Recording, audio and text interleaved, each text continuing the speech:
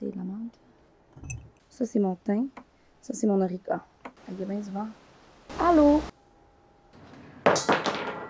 Ah, j'ai chaud, c'est ça, je suis toute la vidéo.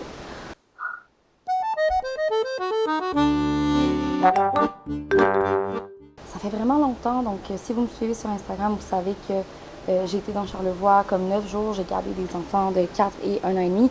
Donc, j'étais pas chez moi. Puis ensuite, je suis revenue. Je suis allée au chalet avec des amis. Donc, je savais pas trop quoi mettre en fait cet été sur Instagram. Donc, d'ailleurs, j'ai fait appel à vous. J'ai fait appel à votre imagination. Et vous avez été plusieurs à me suggérer différentes idées pour l'été. Et aujourd'hui, j'ai pris l'idée de Bianca Desjardins, qui est ma photographe préférée. Bianca, si un jour je me marie, promets-moi d'être disponible pour prendre des photos féeriques. Sa suggestion, c'est trucs et remèdes de grand-mère, ou concoction de sorcière, comme j'aime l'appeler. C'est vraiment à votre guise. C'est quelque chose qui me rejoint vraiment beaucoup parce que, de un, j'ai intégré la cueillette. Donc aujourd'hui, je vais vous présenter des plantes que j'ai cueillies dans le jardin de ma mère ou de façon sauvage au chalet ou que je vais cultiver dans mon jardin à moi à Montréal. Et de deux, parce que ça fait partie d'une démarche minimaliste écolo que d'utiliser des produits simples, des produits de base et ainsi éviter des produits transformés toxiques que l'on peut retrouver en pharmacie qui sont extrêmement nuisibles pour la planète et pour notre santé. Donc, les remèdes de grand-mère, ces fameux remèdes de grand-mère ou trucs de vieille femme, ça peut être autant une tisane à la camomille qu'une eau chaude au citron quand on a le rhume. Donc, on en fait tous un peu, on connaît tous un peu c'est quoi. Mais aujourd'hui, je vais vraiment essayer d'aller plus loin que ça, de vous faire découvrir des plantes que vous connaissez peut-être pas. Parce qu'en fait, ma vidéo va vraiment être là-dessus, sur les plantes médicinales. Si j'aurais pu essayer des trucs de grand-mère un peu différents, du genre manger une patate crue dans du vinaigre de cidre de pomme, les mains par terre et à la pleine lune pour la fertilité, mais c'est pas vraiment mon genre de gaspiller des aliments pour des remèdes un peu douteux trouvés sur le web. Juste dire, je ne suis pas naturopathe, je suis surtout pas médecin, donc il n'y a rien dans ce qui va suivre qui peut remplacer un vrai médicament, une vraie médecine. Si vous avez des problèmes graves, consultez pas cette vidéo-là, consultez un médecin. Je pense que ce que je propose aujourd'hui, c'est plus des remèdes d'appoint qu'on peut utiliser tous les jours en prévention. Et sinon, à l'autre bout du spectrum, les gens qui pensent pas que les plantes ont des propriétés, ben oui, elles ont des propriétés. C'est comme ça qu'on s'est soigné pendant des centaines de milliers d'années. C'est comme ça que les grands-mères se sont soignées ou se sont fait une beauté dans le temps qu'il n'y avait pas de herbaliscence et de bénilin. Mais il faut aussi dire que la majorité de l'industrie pharmacologique utilise, en fait, produit des médicaments qui sont des dérivés de plantes. Donc aujourd'hui, je veux juste vous aider à reconnecter avec les plantes, avec ce qui vous entoure, comme j'essaie de le faire dans des vidéos de cueillette. D'ailleurs, je fais sécher beaucoup de plantes. Je vais pas parler du séchage, mais j'ai une vidéo que j'ai faite en septembre 2019 sur comment je fais sécher mes herbes. Autre chose, peut-être que pour certains, ce que je vais proposer, c'est comme des savoirs ancestraux autochtones. Si c'est le cas, moi, je suis pas au courant. C'est vraiment des trucs que j'ai expérimentés au fur et à mesure, que j'ai pris sur le site des trappeuses, dans le livre des trappeuses ou dans Druides. J'aime bien m'identifier à tout ce qui est druide et celtique. Mais si jamais vous savez un petit peu ce que nos ancêtres autochtones ou ce que les communautés actuelles font avec le territoire canadien qui leur a été volé, n'hésitez pas à le dire en commentaire. Et là-dessus, je vous invite à vous abonner et à consulter mes autres vidéos sur l'environnement et le féminisme. Donc voilà, aujourd'hui, j'ai choisi 5 mots à soulager avec les plantes, donc la digestion, les crampes menstruelles, les cheveux. En fait, je sais que c'est pas un mot, mais mot MAUX, mais je voulais quand même avoir un petit truc de beauté parce que je sais que ça intéresse beaucoup de gens. L'humeur et le stress et finalement le rhume. Donc commençons avec la digestion. La plupart des gens souffrent de problèmes de digestion à un moment ou l'autre dans la journée, dans leur vie. Donc je propose avant les repas ou entre les repas de faire une tisane ou une concoction de menthe, de verveine et d'achillée. Et voilà. Achillée que j'ai cueilli à la campagne, verveine et menthe que je fais pousser. J'ai pas encore commencé à les faire sécher. Là, je les cueillis pour la vidéo. Vous voyez que ça commence à flétrir, donc vous pouvez tout de suite laver et le mettre dans un endroit sombre dès que vous cueillez quelque chose. Juste dire, une tisane, c'est ce qu'on connaît, donc verser de l'eau bouillante sur des plantes. Et les décoctions, c'est quand on met des plantes dans de l'eau et qu'on fait chauffer à feu doux tranquillement. Juste pour dire la différence, mais la décoction, c'est plus avec des racines, mais ça extrait aussi différemment les propriétés des plantes. Donc, l'achillée, vous allez voir, elle va revenir souvent pendant ma vidéo. C'est une plante qui est extrêmement pratique et elle est vraiment reconnue pour régler les pertes d'appétit. La menthe, on la connaît déjà, une petite tisane dans la menthe après, faut bien laver ça, après avoir mangé, donc ça aide pour les digestions plus lourdes. Et finalement, la verveine, elle est antispasmodique, un petit peu comme l'achillée millefeuille aussi, donc ça veut dire que ça soulage un petit peu les spasmes dans le tube digestif. Et moi, j'ai de la verveine citronnée. Donc, avec la menthe, ça se marie super bien. Vous pouvez faire une tisane de juste une de ces 3 affaires-là. Moi, j'aime faire les 3 parce que j'ai les 3. Puis les 3 ont des propriétés, des qualités différentes. Deuxièmement, pour les règles douloureuses, je reviens avec Madame l'achillée millefeuille, qui est vraiment l'amie des femmes.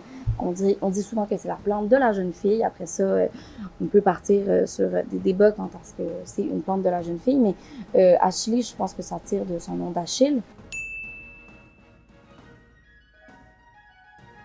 Donc, la chili, à la base, est vraiment bonne pour traiter les hémorragies. Là, ce que je veux dire, ça par rapport avec les règles. Mais si vous êtes mal pris dans la forêt, vous saignez du nez, vous êtes tombé, vous pouvez faire un petit cataplasme de plantes rapidement ou même juste vous mettre de la chili millefeuille dans le nez. Ça va vraiment aider à stopper l'hémorragie. Mais pour les crampes menstruelles aussi, c'est antispasmodique. Donc, une petite tisane d'achillée, ça va faire du bien. Mettez-vous pas non plus un cataplasme de ça dans le vagin. Là, je pense pas que ça va aider. Sinon, vous pouvez vous masser le bas-ventre avec de l'huile essentielle de lavande ou vous faire un macérat avec la lavande. Un macérat, dans le fond, en fait, tout ce que je vais proposer, c'est beaucoup des tisanes, mais vous pouvez aussi vous faire un macérat ou une teinture mère. Vous pouvez aller voir sur le site des trappeuses, entre autres, que je vais mettre en description. C'est quoi un macérat? Pourquoi en faire un? C'est super simple. Moi, je suis pas rendue à l'étape de l'année où je vais en faire. Je vais en faire plus à la fin de l'été quand je vais avoir cueilli tout ce que j'ai accueilli. Sinon, il y a la chenille mollis qu'on retrouve un peu partout, qui est aussi considérée comme une mauvaise herbe, que j'ai cueillie dans le jardin de ma mère, à moins qu'elle fait pousser pas comme une mauvaise herbe. Très bonne pour les crampes menstruelles aussi, en fait pour tout ce qui est syndrome prémenstruel. En fait, ça a des propriétés qui se rapprochent de la progestérone, donc ça permet d'équilibrer les hormones et tout ça. Ensuite, petit truc beauté pour les cheveux, dans le temps, nos grands-mères n'allaient pas se faire du Olaplex ou se mettaient pas de l'huile marocaine dans les cheveux. En fait, je sais pas ce qu'elles faisaient, j'étais pas là, mais probablement qu'elles se mettaient de l'huile de lin. Je parle d'huile de lin plus que d'huile d'olive parce que c'est local, donc peut-être que nos grands-mères québécoises utilisaient ça. Celle-là, elle est de France, mais vous pouvez tout à fait en trouver des locales. C'est vraiment reconnu pour les cheveux bouclés, les cheveux crépus, donc bon, mes cheveux sont très bouclés, donc ça m'aide, mais aussi pour les cheveux fins, puis la perte de cheveux, ça renforcit le cheveu, mais c'est surtout que ça hydrate, ça va vraiment nourrir la fibre du cheveu, ça se dit-tu? En tout cas. Comment on l'utilise? Moi, dans le fond, à peu près un lavage sur 2, donc une fois par 10 jours, je me lave les cheveux à peu près aux 5-6 jours, je le mets sur mes pointes, en fait, du milieu jusqu'à la pointe pendant 20 minutes. Là, je vais pas le faire parce que je me suis lavé les cheveux il y a 2 jours, mais j'ai posté une photo sur Instagram, en story d'ailleurs. Et je laisse reposer 20 minutes, puis ensuite, je m'en vais dans la douche. Il y en a qui le mettent comme un après-shampoing. Je pourrais même le mettre quand mes cheveux sont secs entre 2 shampoings. Mais j'ai juste peur qu'ils deviennent gras. Ceux qui le font juste approcher pas des racines, tout simplement, mais c'est vraiment quelque chose à conserver, pas dans sa pharmacie, mais dans son frigo. Autre parenthèse, au lieu de mettre de l'après-shampoing en spray net, qui est hyper polluant pour l'environnement, utilisez de la fécule, pas de maïs, parce que c'est super polluant la culture de maïs, mais la fécule d'arrowroot ou de la fécule de tapioca. Quatrième mot, MAUX, humeur et stress.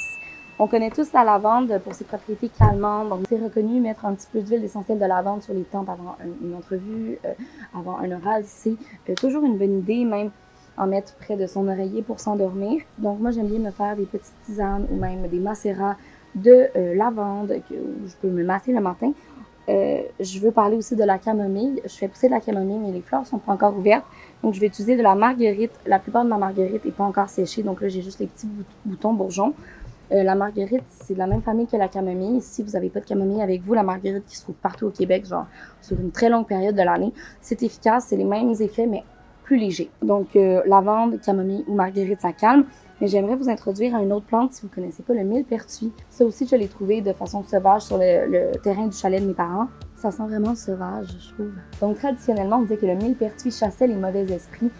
On en faisait fumer dans la maison ou on prenait des décoctions de ça et on disait que tout de suite, si on était possédé par le démon, ça s'en allait. En fait, c'est tout simplement que ça a des propriétés pour faire augmenter la sérotonine, des propriétés antidépresseurs. En fait, le millepertuis présente une molécule active qui est excellente contre la dépression. En fait, je peux utiliser le mot dépression parce que c'est vraiment une maladie qui doit être traitée selon moi, donc je vais plus dire le blues de l'automne ou le blues tout simplement. Donc c'est prouvé, il y a des études, ça agit sur la sérotonine. Vous pouvez aussi vous faire un macérat puis vous masser tous les matins avec ça si vous êtes le genre à être un petit peu déprimé quand vous vous levez le matin, ou même en suspendre au-dessus de votre lit si vous êtes du genre un peu plus spirituel. Ça peut même chasser peut-être les mauvaises énergies si vous êtes le genre à croire à ça. Par contre, si vous prenez un antidépresseur ou autre médicament qui a un effet chimique sur votre cerveau, parlez-en à votre médecin absolument avant d'en prendre tous les jours. Et finalement, on va terminer avec ma tisane rhume. Je sais qu'on est l'été, on est aujourd'hui le 19 juillet, on est en plein cœur de l'été, mais honnêtement, moi je me sens un petit peu enrhumée depuis ce matin. Il y a plein de rhumes l'été à cause des ventilateurs ou de l'air climatisé. Donc, les trucs remèdes de grand-mère pour la grippe et le rhume, il y en a un champignon-barge, tout le monde connaît le citron, le gingembre, l'oignon. Tout le monde connaît l'eau chaude, le miel. C'est des choses que j'utilise aussi quand j'ai le rhume, mais je vais vous présenter d'autres herbes que j'aime bien utiliser. Le thym et l'origan. Donc, le thym et l'origan, ça a des propriétés désinfectantes, antiseptiques. J'aime beaucoup, encore une fois, la verveine que j'ai utilisée en tout premier lieu pour la digestion.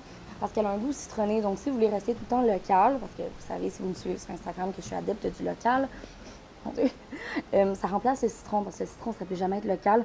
La verveine citronnée, je fais comme si je pouvais le sentir, mais c'est pas possible, Maud, voyons. Donc, ça remplace le citron, donc c'est très soulageant de boire une tisane citronnée avec origan et thym. J'ajouterai à ça le chaga, qui est un champignon que moi j'ai en poudre, et aussi le tussilage. Il m'en reste vraiment pas beaucoup de ce printemps. J'en avais parlé dans ma vidéo sur la cueillette printanière, qui est une espèce de mauvaise herbe du printemps qui ressemble au pissenlit. Autant le chaga que le tussilage sont extrêmement pertinents pour les problèmes respiratoires. Évidemment, ça ne guérit pas le coronavirus. En fait, il n'y a rien qui va arrêter la toux. Il y a le sirop qui va le soulager tout autant que le miel. Mais pour moi, une petite tisane de chaga et de tussilage, c'est toujours efficace, surtout si c'est local. Donc voilà, j'espère que vous avez pris des notes. Il y a tellement de choses que j'aurais pu ajouter ici. J'avais sorti mon ortie, j'en ai même pas parlé. Il y a la sauge. En fait, la sauge, moi, je l'utilise plus en cuisine pour des mac and cheese. Je fais pousser aussi dans mon jardin de la camomille. Je fais pousser du plantain. Je fais pousser de la calendule et de la guimauve. Les fleurs sont pas encore ouvertes, de calendule, de guimauve, tout ça. Donc, je vais devoir probablement refaire une vidéo si c'est le genre de choses qui vous intéressent. Ah oui, il y a la feuille de framboisier. Si en ce moment, vous vous promenez, vous voyez des framboisiers, c'est quelque chose qui donne full d'énergie. Moi, je trouve la feuille de framboisier, mais qui est bonne pour dormir aussi. Bref, vous pouvez faire vos recherches, mais je peux vous en reparler dans une autre vidéo. Ah oui, petit extra avec le plantain. Pas le plantain comme l'espèce de grosse banane des tropiques, là, salée, là. Le plantain, c'est une plante qu'on retrouve partout sur le bord des routes. Comme vous voyez, là, on peut le retrouver à côté de déchets sans problème. Mais si vous avez une petite piqûre l'été et que vous n'avez pas de soulagement à piqûre ou même une piqûre d'abeille, vous pouvez juste faire sortir le jus de la feuille de plantain et le mettre sur votre petite piqûre et ça va soulager immédiatement. Bref, voilà, c'était ma petite vidéo sur les trucs et astuces remèdes de grand-mère. C'est comme ça que moi je pourrais l'appeler. On pourrait aussi dire que j'ai parlé aujourd'hui de plantes médicinales. N'hésitez pas à me dire en commentaire vos petits life hacks. C'est quoi les plantes? C'est quoi les petits trucs que vous retrouvez dans votre cuisine, dans votre cour, dans la forêt derrière chez vous? Donc voilà, que vous utilisez pour vos maux de tous les jours, pour vos soins de beauté. Je suis très curieuse d'en savoir plus. Et dites-moi si vous voulez d'autres vidéos comme ça. Et là-dessus, on se retrouve dans un prochain vidéo. Je vais essayer d'en faire plus souvent dans le prochain mois, au cours du mois d'août, parce que j'étais vraiment poche dernièrement. Pardonnez-moi. N'oubliez pas de me suivre sur Instagram et n'oubliez pas de mettre un petit pouce encore une fois. Ça m'aide toujours. Et de me suivre. Je ne le dirai jamais assez. Ça m'aide. Voilà. Bisous.